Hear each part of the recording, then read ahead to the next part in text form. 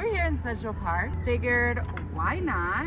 Because the MOMOFUKU Noodle Bar, Uptown, is literally around the block in a mall with nowhere to sit. So let's set up our table.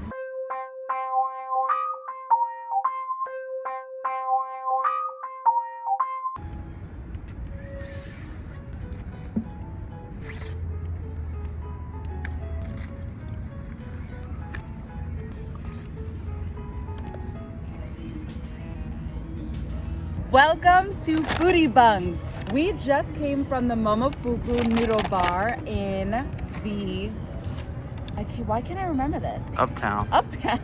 In Uptown, Manhattan. No, well, it's MOMOFUKU Uptown. MOMOFUKU Uptown, the noodle bar. It's called MOMOFUKU Noodle Bar Uptown, just to put that on the table right now. And it is in Columbus Cir, and it is inside a mall, so why not set up our table in Central Park? I'm super excited about it. Let's see what we got. First of all, I'm really excited. This was only $12 and it's in a really nice glass container with a beautiful label. So I'm feeling really happy about that price. Yuzu lemonade. Yuzu is Japanese lemon, so I had to order it because this is inspired by what's his name again? This is inspired by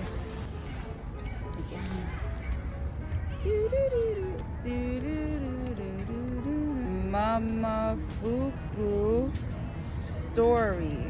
David Chang. David Chang went to Japan and he studied ramen and noodles there and came up with the idea, his first restaurant, MOMOFUKU Noodle Bar. So since it is inspired by Japan and they had yuzu lemonade, I had to order it. The second thing we got, of course, you cannot go and not get pork. So we have two beautiful pork buns. These were, I think, $14. You know, a little pricey, but they do look delicious. Then I got me some ramen. Oh, the soup is already in there. That's interesting. Usually when you get ramen to go, which this restaurant is only doing to-go orders, it's separated and you make it yourself. So I'm a little nervous my noodles might be overcooked. And then the last thing we got here is the Scallion noodles right here. Oh wait, maybe that's my... Are we missing an order? Wait. No, these smell scallion-y, I think. Well, we'll find out when we open up the soup. So these are the three things that we got. Let's get started. Now, apologies for you guys because this does take some setup. I'm also spray my hands. Clap it up for my boyfriend who is just sitting here handing me things all ready to go. Spray. Okay, we don't have a lot of table room here, so let's start off with the bun. Just because pork also, as it gets colder, it gets harder, and I want to make sure that I enjoy it the most. Then we'll go to the soup, and then I'll take a bite out of my boyfriend's noodles because I can and I love them. Let's start off with pouring us some yuzu lemonade. Ooh, I'm loving this jar. Very, very yellow. Thank you. Thank you. What'd she say? I'm not sure. Okay. They do give you cups. Paper straws. Good for the environment. Not great in my mouth, but... Ooh, I love it. It's very strong, very lemony, but it's not a normal American lemon flavor that you have. It has like, it tastes like a mixed citrus. It tastes greener, lemony, limey. Like that's a mixture of the taste it has. It's really good. Actually, it's really freaking good. Oh my gosh. I'm happy with that. And now let's get to the soup. I'm so nervous. I hope it's good. They give you all your chopsticks, a spoon, a little cloth wipe, napkin and chopstick. Let's open it. Oh, they're sneaky. Check this out. They're sneaky. They're sneaky.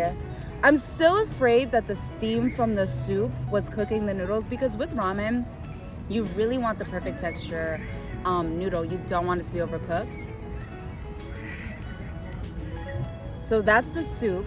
I got the smoked pork soup and oh my gosh, this literally smells like a smoked barbecue smell. Like it's very smoked in the broth, not just the meat. So that's very interesting. They must infuse it with I mean, they must have smoked the broth, which is really cool. Okay, let's put this in there. Oh, got the egg. Look at that. There you go. That's beautiful. Let's get these greens out of the way so you can really get that egg. See this gushy bad boy? Look at that. All right, let's put our pork in there. Ooh, plop it in there. All right, I'm gonna break up the noodles. Pour it for you guys. That looks really good.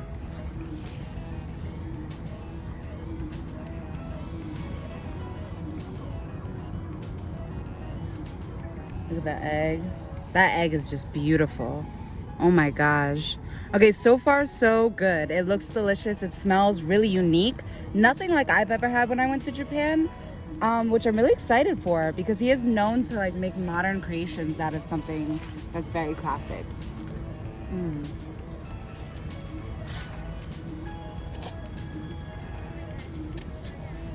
Very smoky in flavor. I could taste that broth.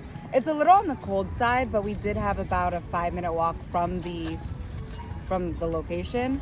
But oh my god, it's so smoky. The noodles are like perfectly gummy. They're not overcooked, they're not undercooked. They're really great. This broth is this is the beauty of the broth though. This broth, and if you get a closer picture, you can see the colors of the different fats inside of the broth. It's so smoky. Oh my god. How did they do that? The broth is not hot. I do wish it was hot. I'm a little upset about that. That's pretty much my only critique is that the broth is not hot and it's soup. And I got it because today's the first cold day in New York City, which is crazy. All right, let's try this egg. This beautiful, delicious egg. The creaminess of that yolk. This is pork belly, the smoked pork belly.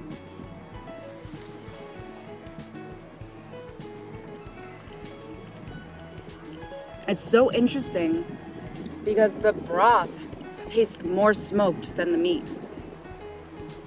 What really shines through in that meat is the actual meat flavor. The broth is very smoky and you can taste the smokiness in the meat, in that pork belly, but the broth is what has that flavor really held into it. Okay, let's try this nice, beautiful veggie. Oh. Looks like a bamboo shoot. Yeah, I could be totally wrong. Cool. Please comment if I'm wrong.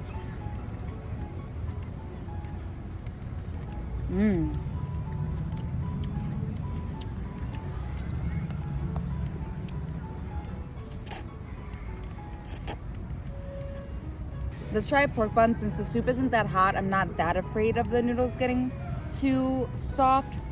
Although if they do soak for too long, they do tend to get soft. Okay, let's look at our bun. It's pork belly. It looks like with a hoisin sauce, potentially. Cucumber, pork belly bun.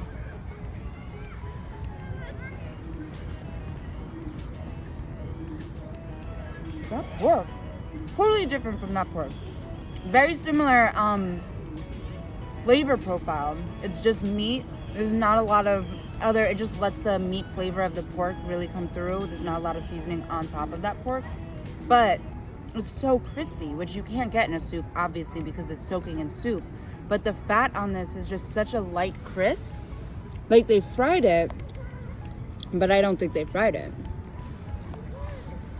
The cucumber also adds the perfect amount of crisp to it. It's really good. I wish the meat itself had a little bit more flavor. I'm a sucker for like that sweet coating that a lot of Japanese and a lot of Asian foods have. And that's what the sauce is for, and they put a perfect amount of sauce to really give it that flavor. That was good bao.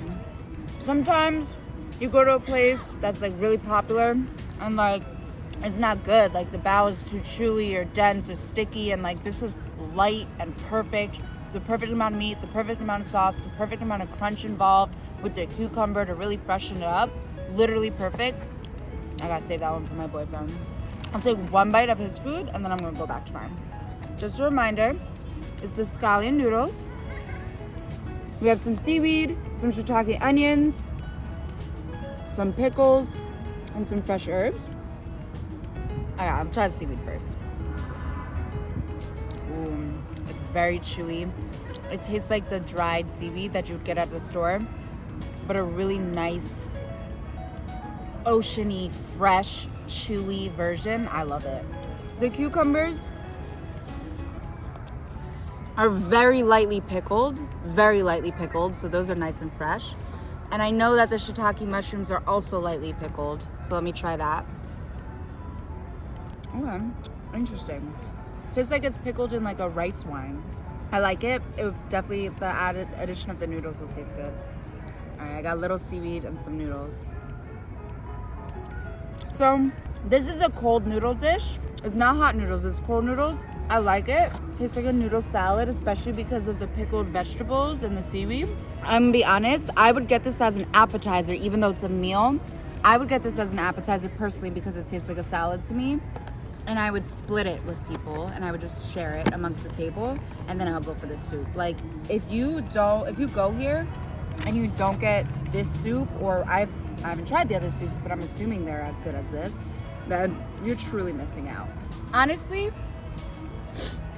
when somebody told me to go to MOMOFUKU and that it was really good, I had no prior thoughts about it, because when I searched MOMOFUKU, there was a lot of articles about how this was changing the food world in 2004 when it first opened.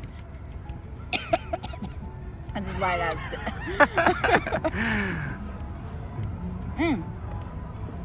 This is why you gotta finish chewing before you talk, kids. So as I did more research, I thought that there was just a MOMOFUKU Noodle Bar. I thought that was it. But as I continued to do research, there's actually like tons of MOMOFUKU restaurants. There is Milk Bar, which I've actually been to and we're gonna go to in the next video, so check it out.